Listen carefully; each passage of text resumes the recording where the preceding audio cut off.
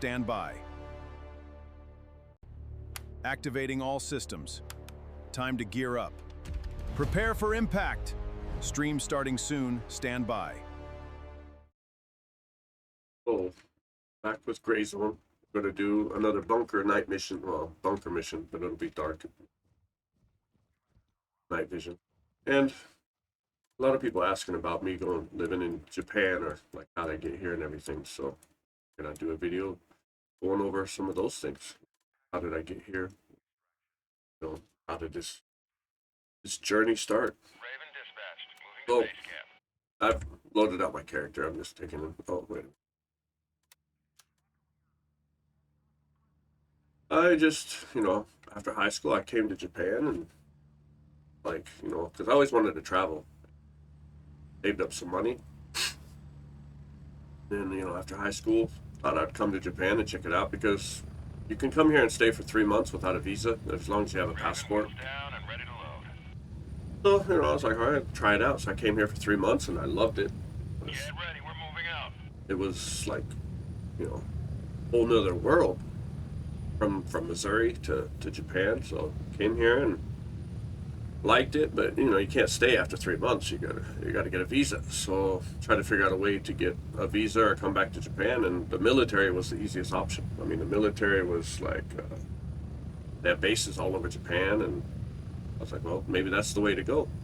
So I went to like each recruiter and stuff, Army, Marines, Navy, Air Force, and talking to them, and then the Navy was the one that had the most, the options I liked. I didn't want to live in Okinawa, which that's where most of the Marines go. Army is a small base, but not very likely to get stationed here. Air Force, it's first you got to pass all the tests to get in the Air Force. They're a little more requirement with grades and stuff like that. And the Air Force base is a little far away. It's big, but it's far away. So, Navy had the options I wanted. I wanted to live around Yokohama, and they had 2 bases. So, right near Yokohama, 30 minutes away. So I chose the Navy, joined the Navy, did all the boot camp and training and all that stupid stuff. Came here, checked into the ship, the weapons department as a gunner, kind of like a weapons specialist. And of course on the carrier, I was on the USS Independence. But on the carrier, it's not a lot of work for a weapons guy, other than, ship security,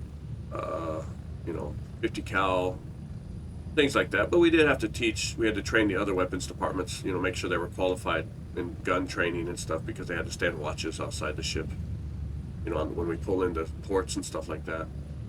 And so that's kind of what I did for the next few years. Went to the Gulf, I think twice, yeah. Trolling the Gulf and stuff. And you sit outside on the 50 cal with night vision goggles on, and watching what's going on. You see a lot of night vision. I mean, you can pick up a lot of stuff. It's pretty incredible. And that was back then. I mean, now I'm sure it's just so much more better.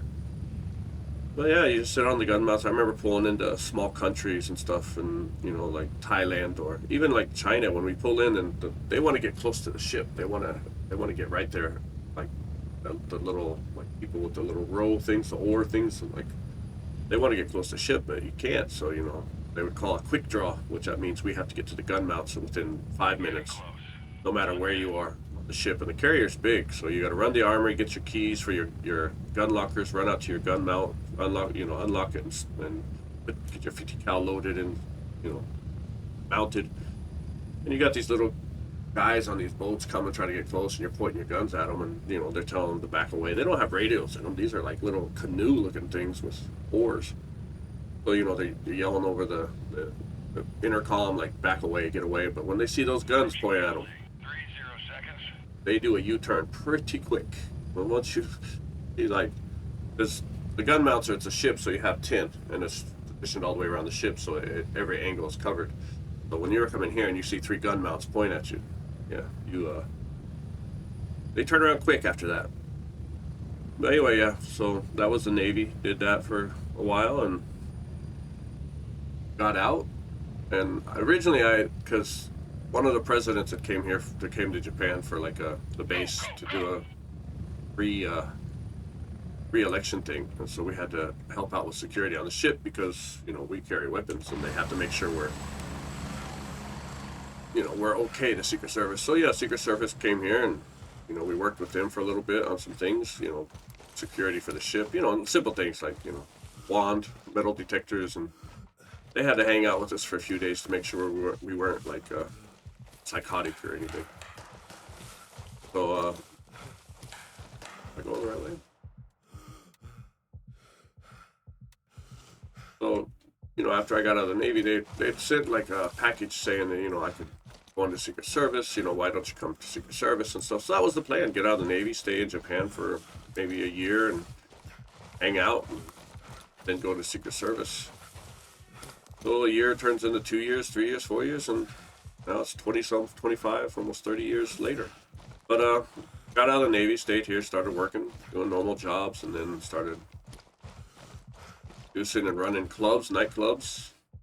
And it was because I had the military, background as well as I had a lot of friends in the military, so I had my own security team. You got your own security team, and that helps out in a nightclub. No matter what country you're in, you still have the negative influence. Put a flashlight on my gun.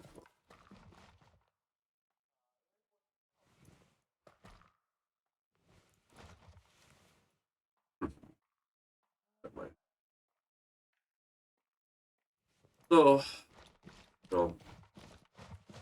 joined the Navy.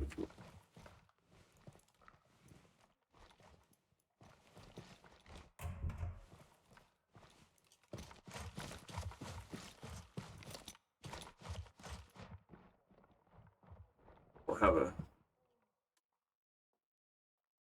to put a flashlight because that's going to go night vision. So yeah, I was running clubs and doing that, and then started taking care of baseball players over here for the Yokohama team. They needed help with certain things, and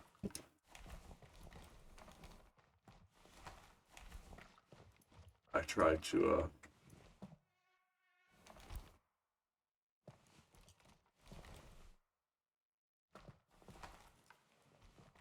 pretty dead. Every time I come down here. So, I started helping out baseball players with the teams in Yokohama, and then that turned into a job of like taking care of managing baseball players. So I managed baseball players for a few years and went to the Tokyo Giants and, with one of my players. And this was a few years going on of helping out these guys and taking care of them. And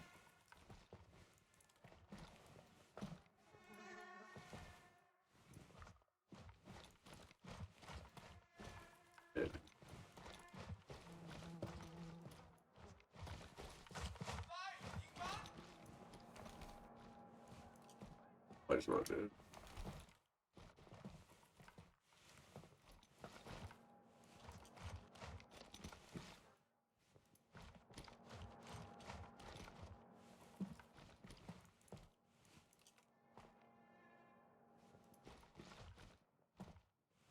Where's the breaker? I want to turn off the breaker. Off. So yeah, taking care of baseball players and then started working with the Giants. And they hired me as like a interpreter / player assistant type thing. I'm one of the only Americans that has worked as an interpreter for Japanese baseball. All right, that was exciting. I mean, it was doing a job not a lot of people did. It was like a test to see if I was able to do it, of course. Here it is.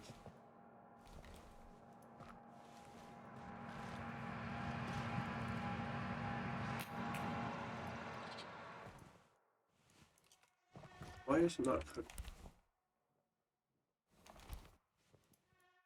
Boy, it used to get pitch black in here. I don't know why that's not.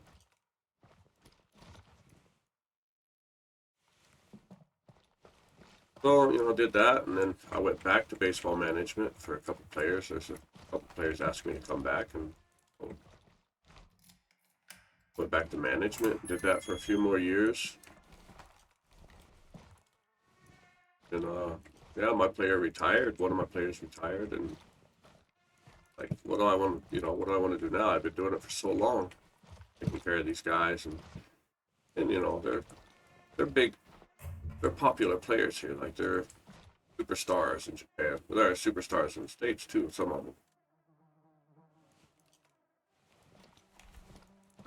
During that time, I got to meet a lot of different people. Mariah Carey came here and threw out a first pitch. Tom Hanks met them. Most Steph. I mean, all these people are here and stadium, and I'm taking care of. I help them out. So I started like getting into that more and more, where I'm assisting like a fixer, I guess, a fixer for people who are visiting Japan, like celebrities and stuff. And I've dealt with a lot. 100 names I could name off. But and after I quit the baseball, started working more I went into like consulting, just helping brands connect to athletes and celebrities in Japan.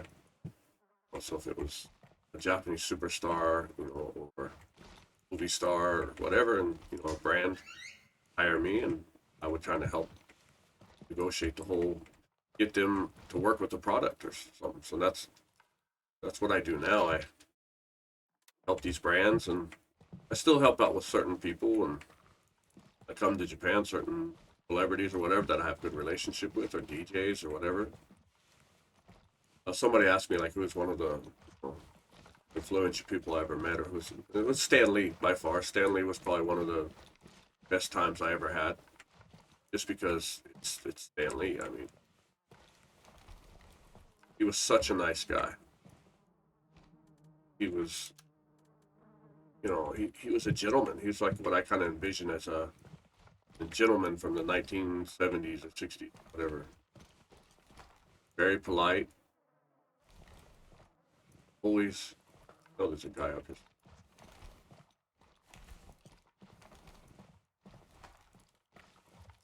I mean, like we would be talking, and say like a girl would come in the room that was bringing him his sandwiches or whatever, and he would be like, gentlemen, there's a woman in the room, watch your mouth, watch your language. I don't want to hear any vulgar, or just kind of like.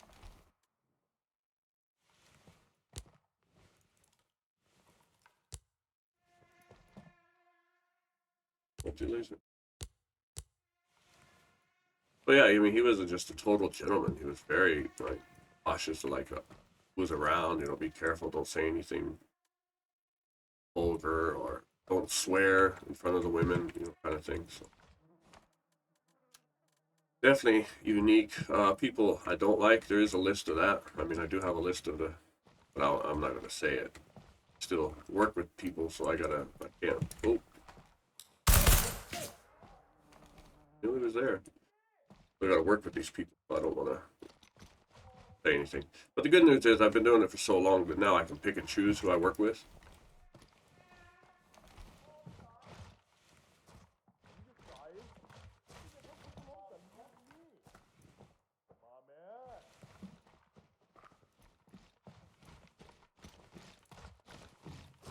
But yeah, I don't have to work with people I don't want to work with anymore, and there are some people that I would never work with again.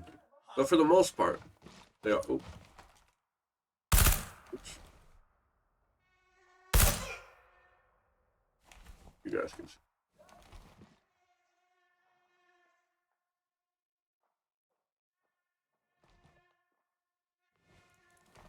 Playing so many different games on my buttons. Certain games have figured different.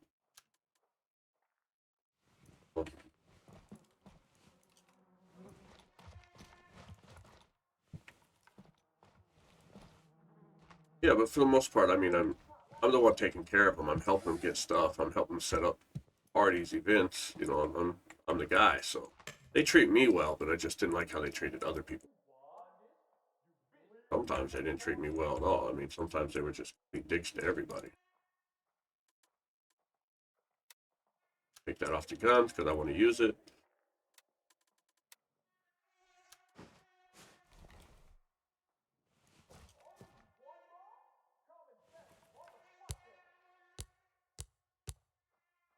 Look at the lasers on the gun. Look at that.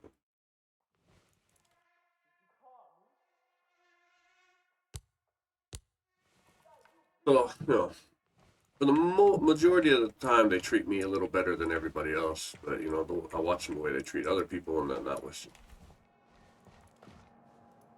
would be enough for me. I mean, and I give everybody a chance. Like, I'll give them 3 chances. 2 or 3, depending if it's a complete dicks. Killed that guy, so you know, the first time you meet somebody, ooh, that was a good shot. Right in the head, look at that. Throat and head.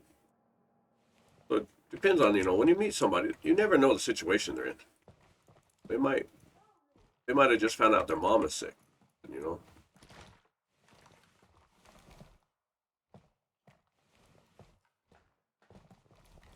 You know, you never know, like, what day they're having. Heard something. Oh, shit, scared me. Damn. That scared me. Go back in and get our stuff.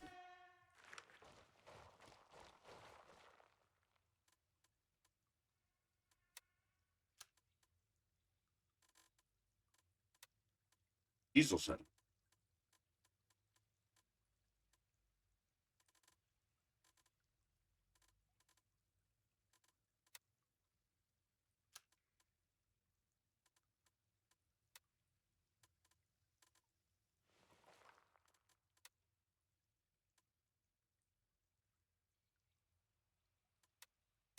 Actually, let me bring a small gun I can throw in the backpack since I'm not picking.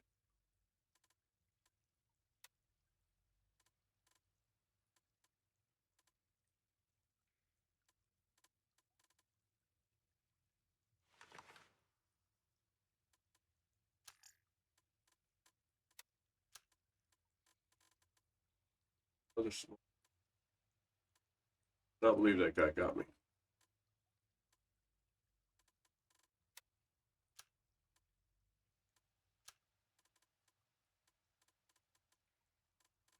If that was PvP, then I would have understood it, but AI, never.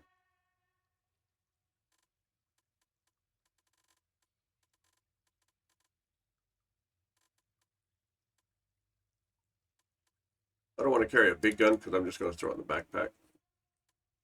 But alien might be better. I have magazines for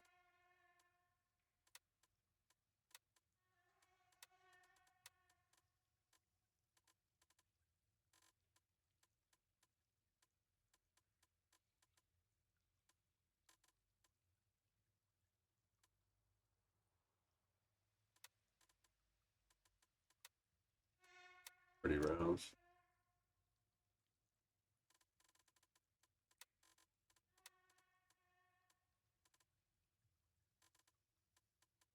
Get back to the story in a second.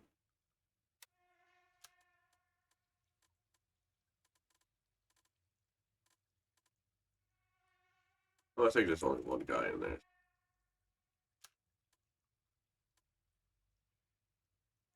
Gotta be careful.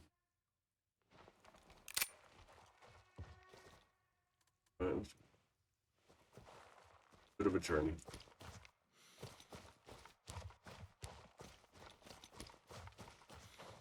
I hope I don't die again. That would be embarrassing. All my stuff.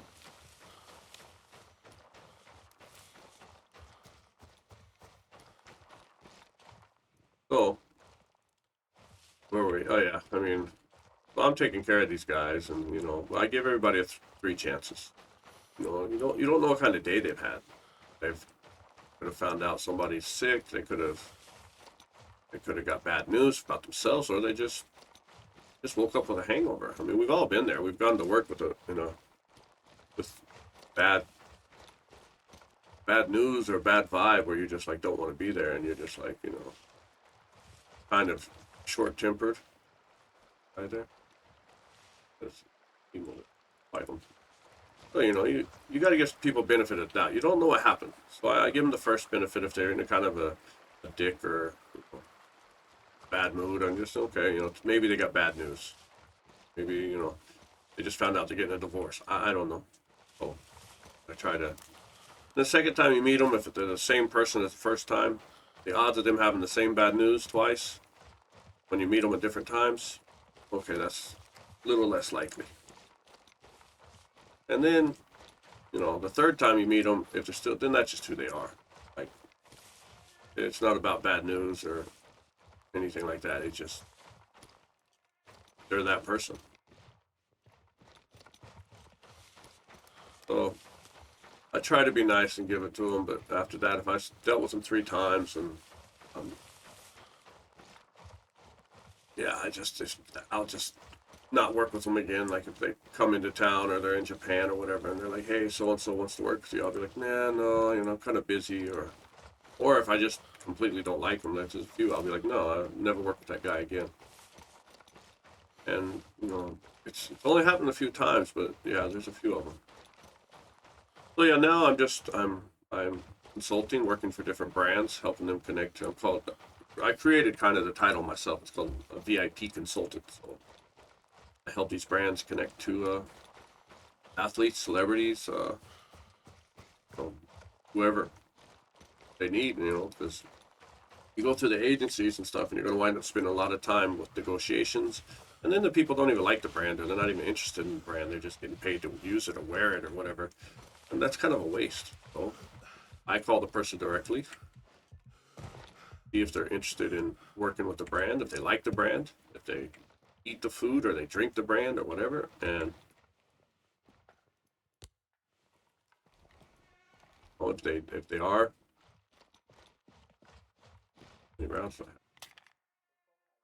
if they do like the brand or they are a fan of it, then I try to connect them to the. I need to be careful because people might have already started responding.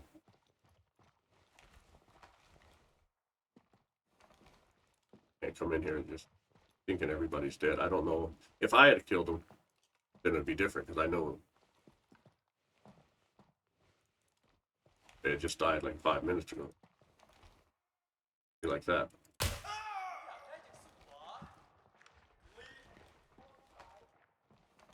Sounds like how they responded.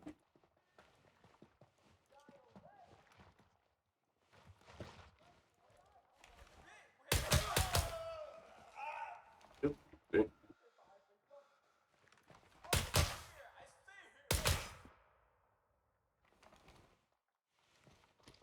Maybe I should have put on some ammo. Yeah. I didn't even bring armor. I mean, maybe I should put on some armor. I didn't even bring another clip.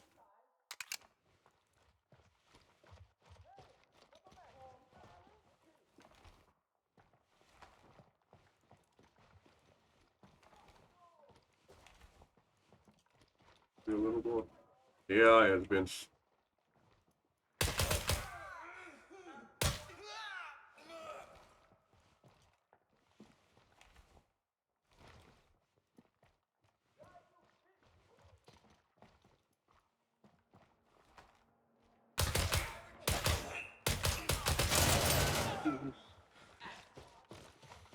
Oh, it's just like everybody's respawned. Damn it! I should have.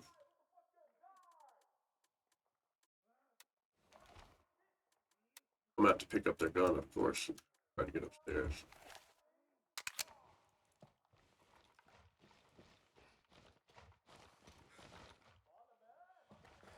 The guy I just shot should be dying soon.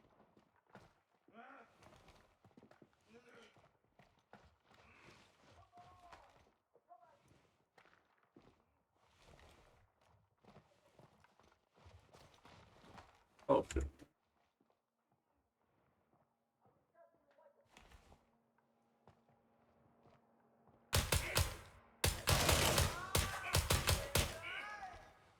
Another one in there.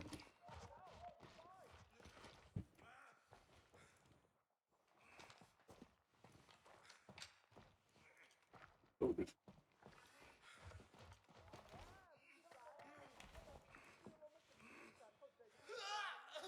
One of them died. Yeah.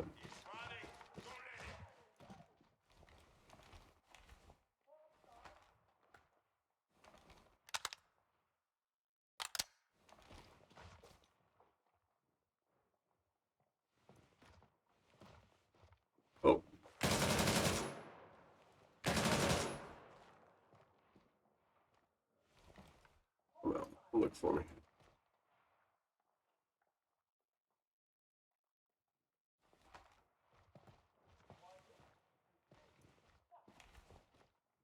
That light isn't.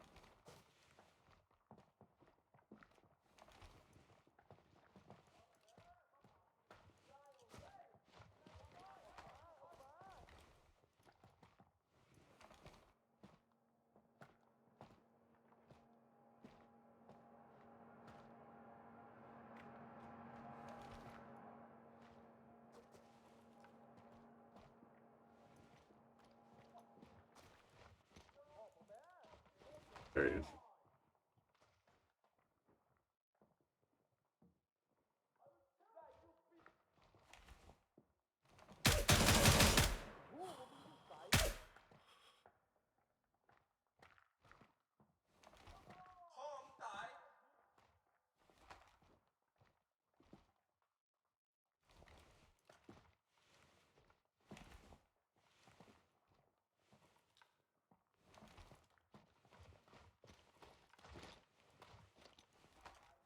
Do not like this sight.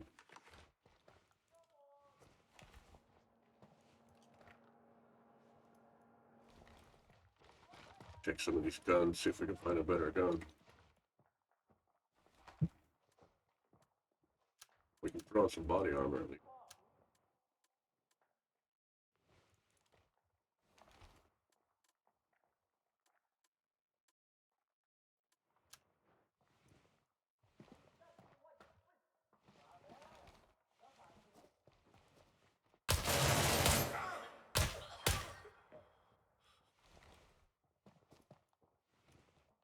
Well, I wanted to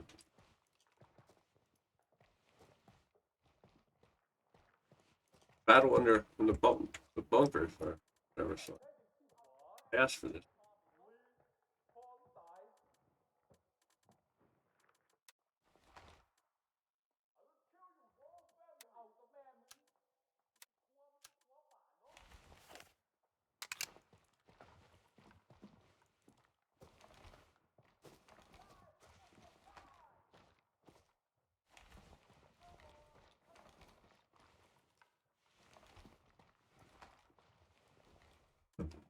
At least that's got a light on it.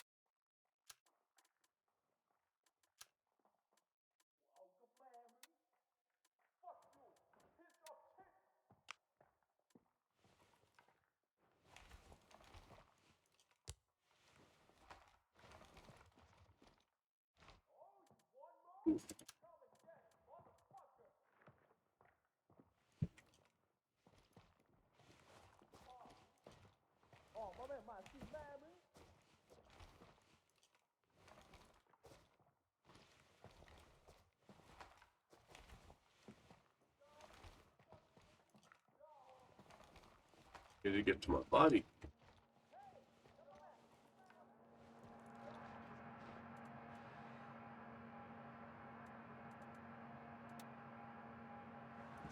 All right, so yeah, I'm helping brands connect to celebrities and athletes, because over the years working with baseball players, and some of my players, like I said, were like, oh, shit. On his.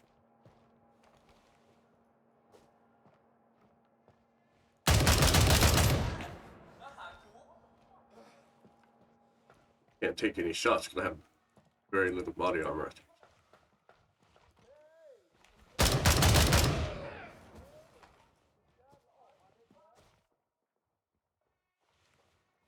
So yeah, I made the connections over the years, and using those connections to do what I do now. For the last few years, that's what I've been doing. I'm just helping brands, consulting, finding like the right people to fit the right marketing.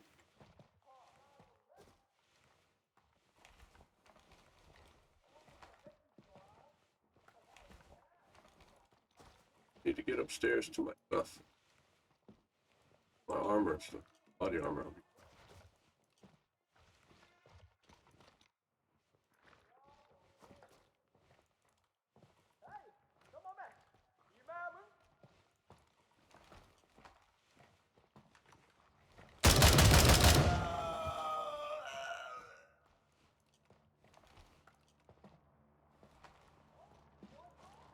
A helicopter come.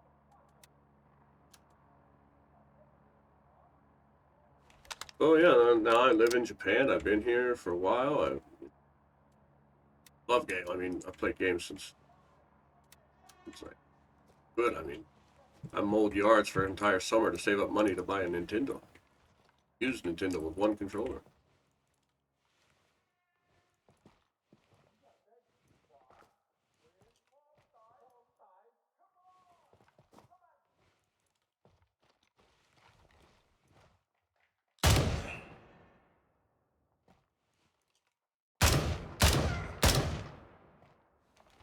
Where I died, right? Yeah.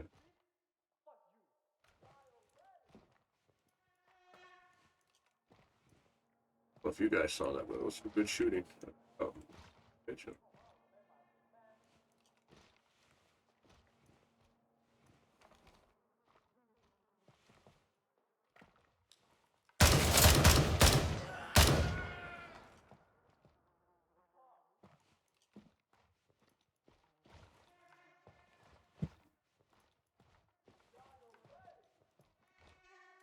There we go. Now we're back in bit. Yes. Get rid of that.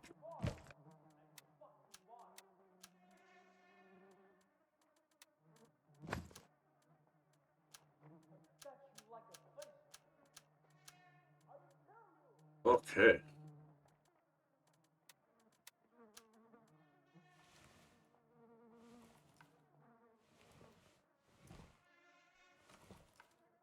David.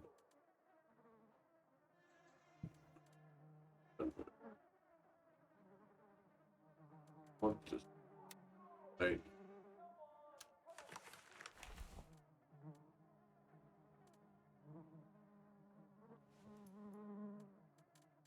this. What did it?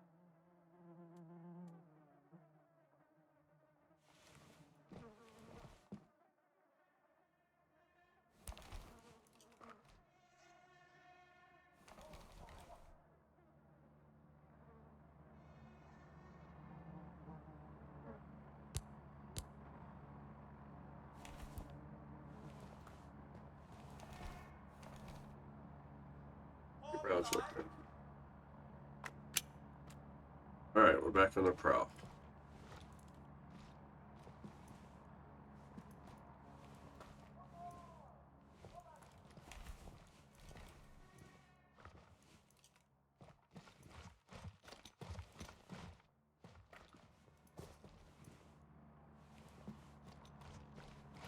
That was a little exhilarating.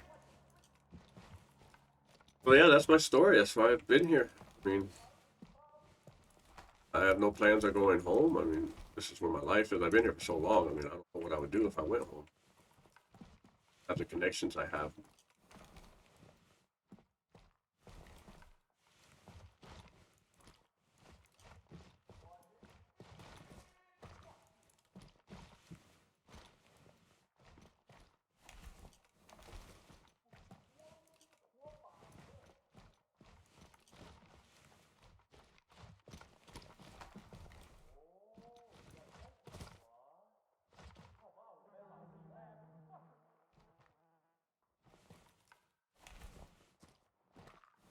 Excellent.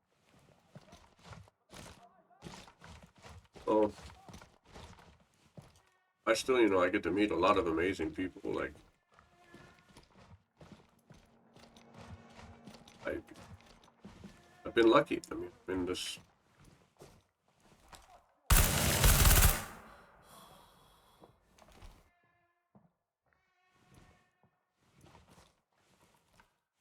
Switched it to automatic, so I just.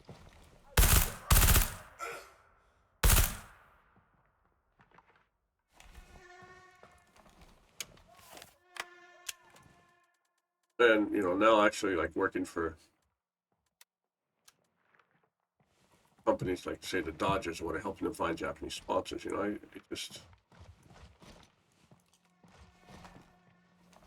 I can't complain. I get to see and do a lot. So,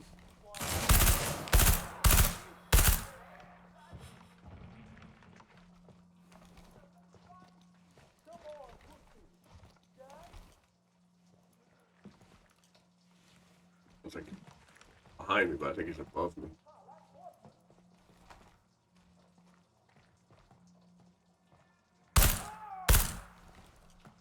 No, it's hard for you guys to see.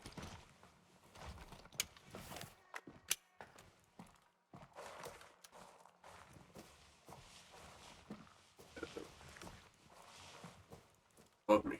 Sound is freaking me out.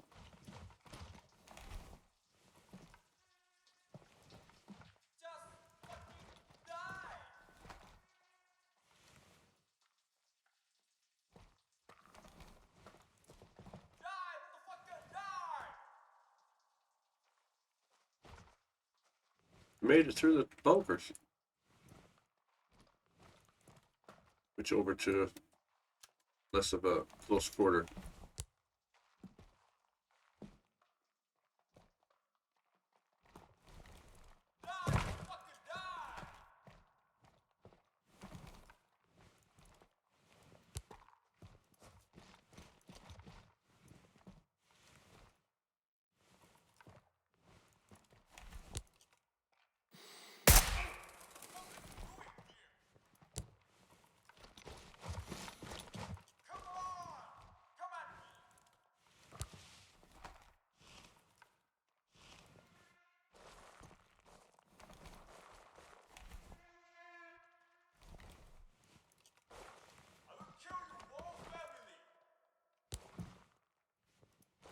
Out of here. It's just so hard to take these guys out over here because when you stick your head, oh,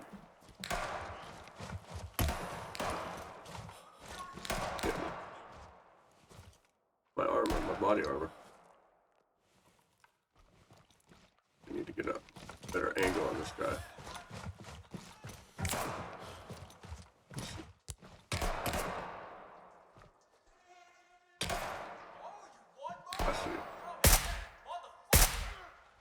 Alright, he's down. He's the hardest one to see because he blends in with that background.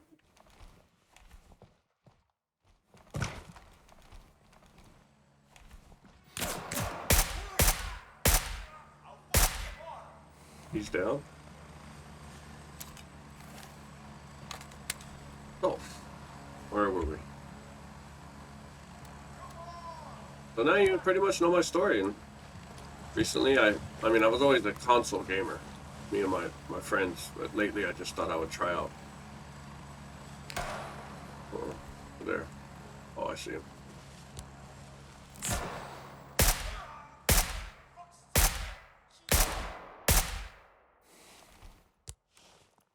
This guy.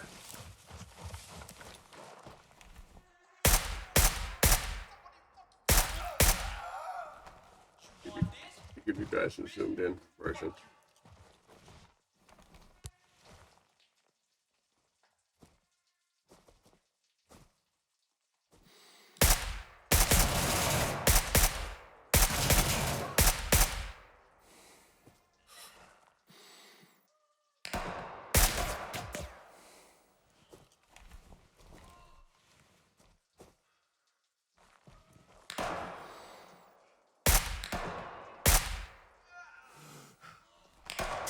Oh shit. I'm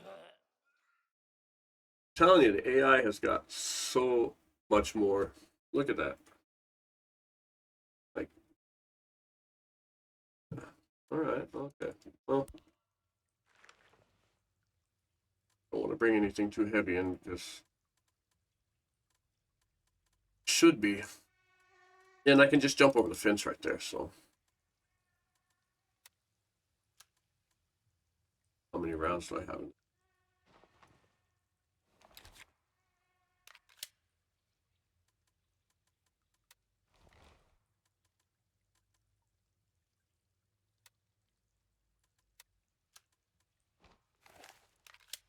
Okay.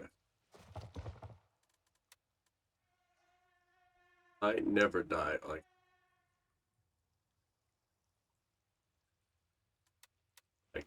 But it you know, just they're upgrading the game. They're making it harder. So now you know my whole story, and you got to see me get killed, and I mean, certain things I could probably go into more detail, but I don't know really what you want here. I work with baseball, soccer, and rugby, mostly now athlete-wise, celebrity-wise. Actresses, artists. I help find ambassadors for certain high brands and stuff. And when you're the guy like helping people become an ambassador for, say, a high-end watch company or a high-end car company or whatever, people treat you very nice. Well, I've got to experience like movie red carpet premiere things, things like that. So, and now I just want to play games and chill. And I love these kind of war games because, being in the military and working with weapons and stuff, like half these guns, you get these guys on here and they break down the guns and, this is a Glock 17 twin turbo combustion combined, and yeah, I can Google it. I can chat GPT and find out the exact details of a gun too. But we never touched half of these guns. We had our armory that had specific weapons in it that was catered to what we do. And if you're a Marine or you're at the Air Force, you're not touching every gun. They give you what's necessary for you, what's your duty, your job. My division, what we did with weapons, we worked with the SEALs, because when the SEALs come on board the ship, we have to take care of their guns, and we have to, they're not allowed to carry guns on the ship. We're the only people allowed to carry weapons on the ship, so they have to come, check in with us. We lock all their stuff into a safe box, give them we tie it with a special tie, and then they have the number so if that tie is not the same tie that they it's like a tag, like a movie ticket stub type thing. If it's not the same tie, then been tampered with, and they can tell.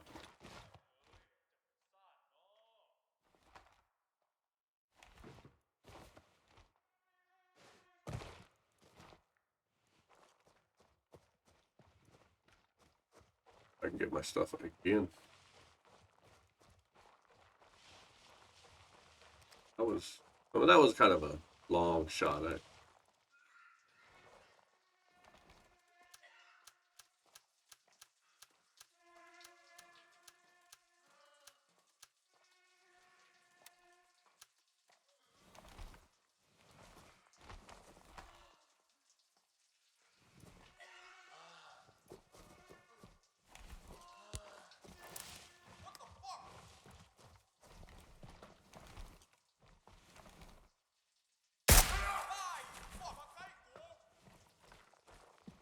Are they respawning in this quick? I mean,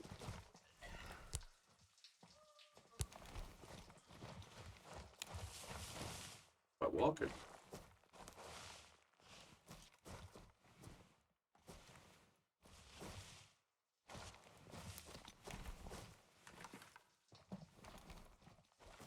Oh, is he underneath me?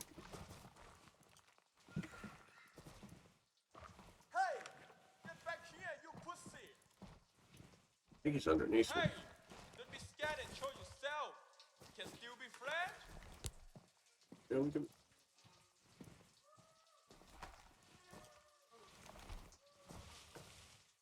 But yeah, I like getting on this and listen to all the gun fanatics, and we did have gun fanatics. Fucking he's done. Oh, there he is.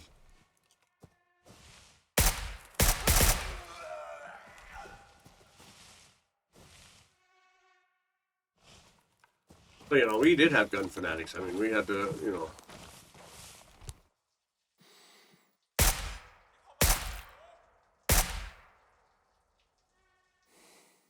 one guy, I remember he was from Montana or something, and he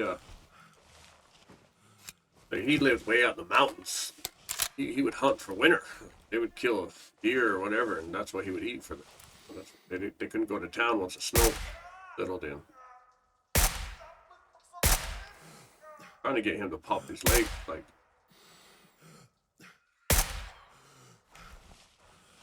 But and you know, he was a great shot, and he didn't know a lot about guns. Like he wasn't like a gun because they only know, you know, he had his hunting rifle and his, you know, whatever. That's what he knew.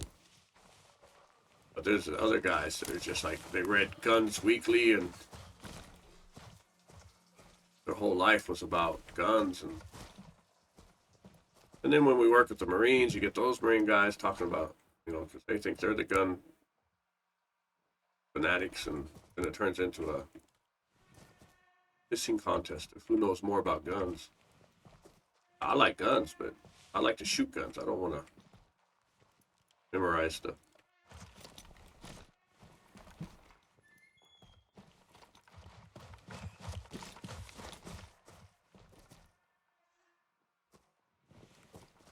Oh, that's another guy.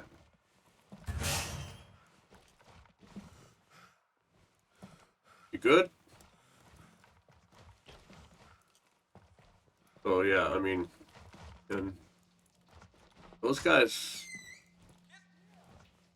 are kind of like a lot, and they're a lot on this game, and they'll be like, oh, you need a Mark 13 M4A1 with 7.62, you know, blah blah blah blah blah.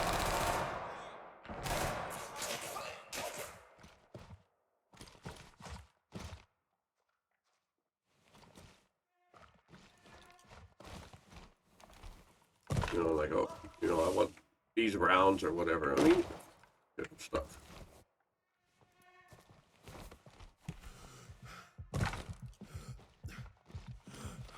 And I find it entertaining. Like, you know, they put so much into it. Like, you know, what rounds work better with what. Jesus Christ. Headshot again.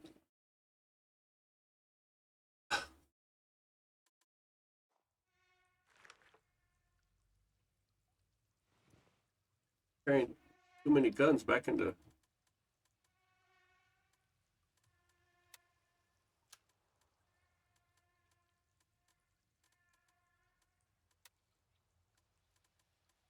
Have a magazine. Oh yeah, dude.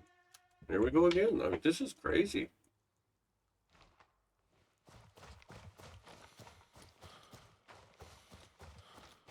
They have definitely buffed AI. It just.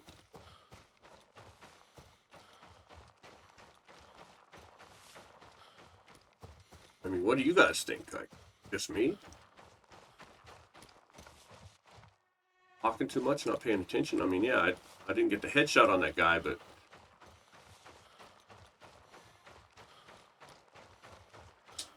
Anyway, so, yeah. Learning about guns on the game is fun and all. You can figure out, like, you know, what sights or what attachments go on what guns or whatever, you know. But you'll never see half these guns when you join the military. We had, what did we have?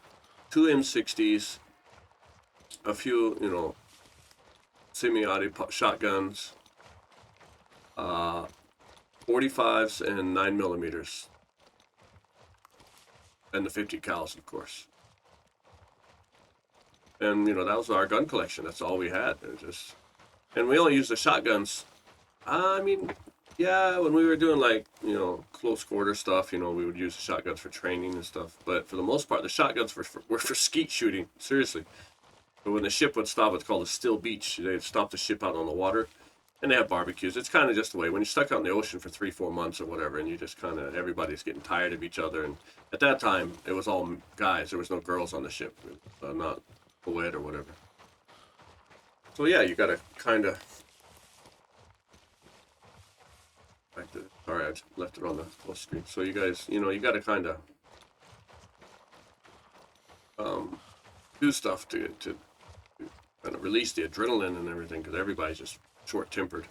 But they do still beaches and, you know, barbecues, and we would put up a skeet machine on the back of the ship. We let the guys, you know, get in line and do a couple skeet shots or whatever, and, you know, and that was hard. I mean, I can shoot. I was good. I was probably the one guy from Montana. He was the only one that ever beat me in, like, when we did, like, shooting, like, tests and whatever. He would always score higher than me. But other than that, I mean, I was pretty good, but ski shooting just wasn't my thing. So yeah, we had the shotguns, but we only use those for skeet shooting. And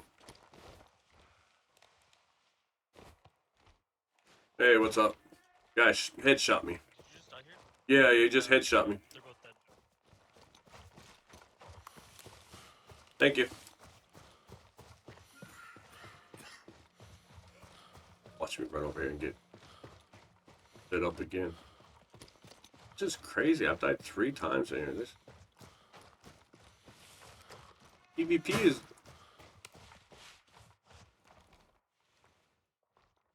PvP was easier than this. Here we go again.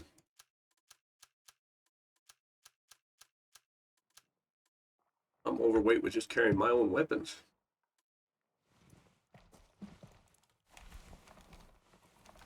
Oh.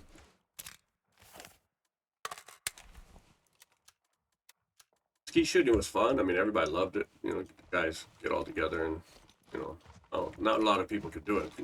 You're on the back of a ship skeet shooting, so.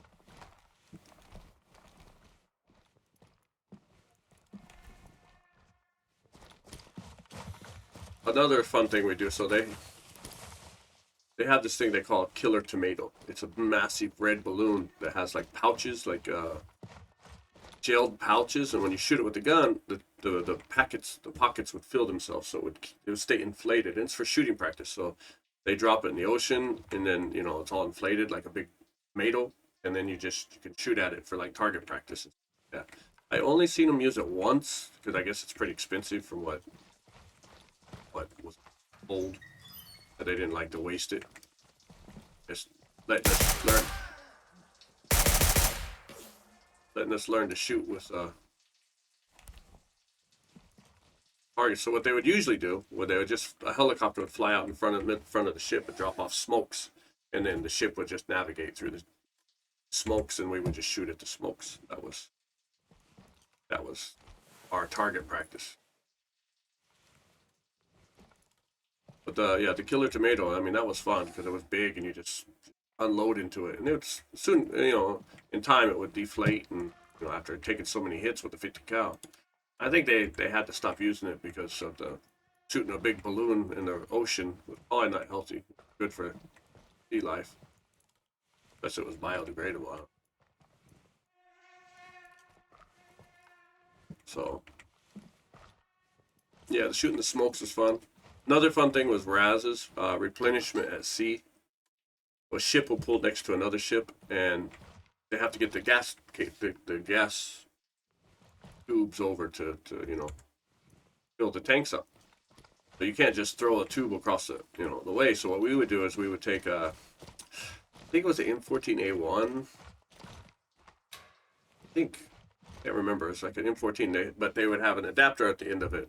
I don't remember what they call it. It's like a Mark III adapter or whatever. And what that thing would do was shoot out a rubber bullet. It's like this big, just rubber bullet. And we'd use a gas round. Basically a round that just, probably something they would use in a movie simulator. It just shoots out, it explodes and gas comes out of the gun. But it doesn't shoot any projectiles. Alright, we're done here, so. After that ass kicking. But it doesn't shoot any projectiles, and it projects gas throughout the gun. So when you put this adapter at the end of the gun and you put this fake bullet in there, and the fake bullet has like yarn string tied to it, and then you have a guy next to you holding this roll of yarn that you specially kind of wind up, and you chamber around, you shoot it, and the gas pushes the projectile like a bullet would, and it shoots a projectile to the next ship. And then the guys over there grab the rubber projectile, and they bring the string, and the string leads to a cable, and the cable leads to a bigger cable, and then from there you get your gas cables, and then they patch up, and you know, that's how they get their cables across. So shooting that was fun, but it was also very difficult at some points, because you got to think the ships are going 30, 40, Confirmed. Raven en route to 30, Lima 1. say 30, 40 knots per hour. You got the wind, you got the waves, and you've got to shoot this projectile so that it lands on that ship in a certain specific area. and so they can grab it, you know. So if it gets caught in the wind, it'll blow away. If it, you know, undershoot, overshoot kind of thing. So, yeah, that was like a challenge. That was probably, and only the better shots would do this. I had the most difficult sponson, like the hardest, because I was under, like in the middle of the ship, but under. I wasn't on the flight decks shooting down. I'm shooting up and over. So, and the waves are coming up to there, but yeah, I mean, you think you shoot like this, but literally you would shoot like this and then time it, and then projectile get caught in the wind and just shoof right over to the ship. And you know, we would do our own games, our point systems. If you hit this area, if you can hit this, or you hit this, and there's certain points, and you know, whoever has the most points gets a day off or something. You know, we'd play our own games. But Strap in, we're heading out. yeah, that was. I don't think I ever missed a shot on that.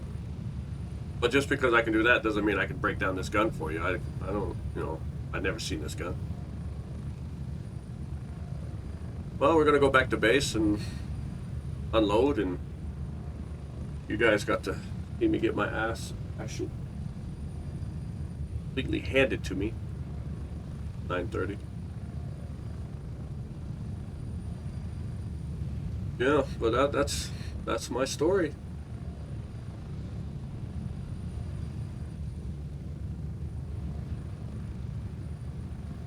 I mean, if there was questions, I would answer them, but being how there's no questions. I don't think if there's anything else.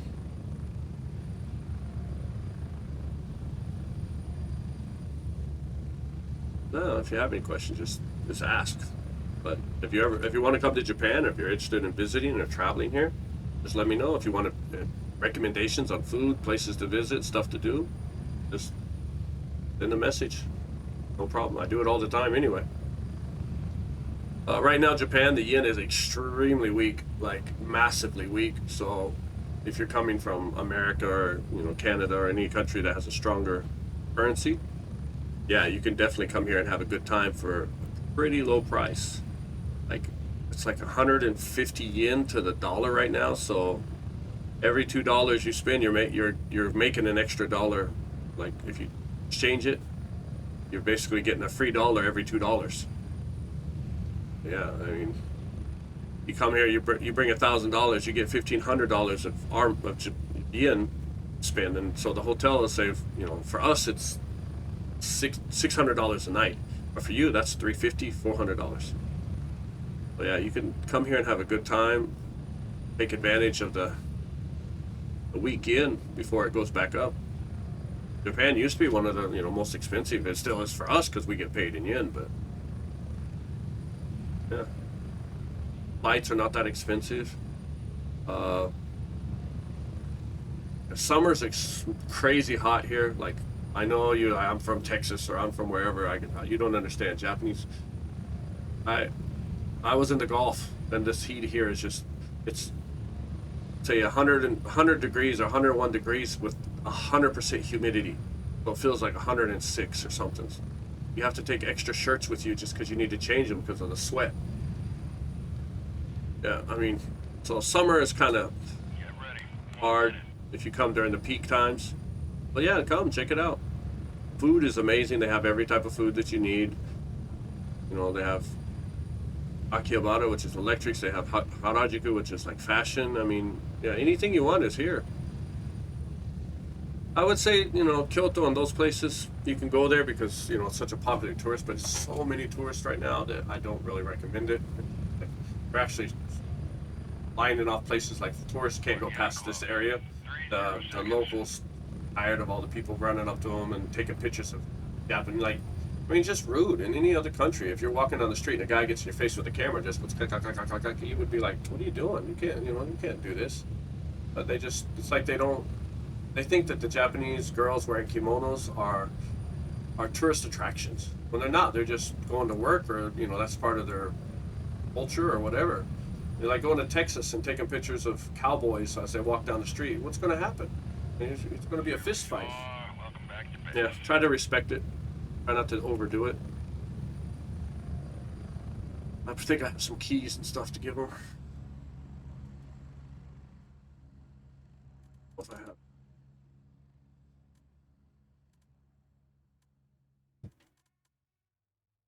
YB.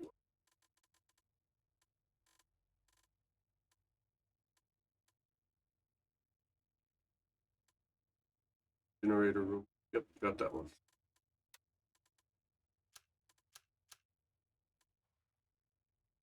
Well, that was a hard run. I'm not going to lie. A little more difficult than I was expecting, but okay. Put everything back. All right. Well, that's it. I mean, that's my story, and thanks for watching and watching me get killed. And we'll catch you guys later.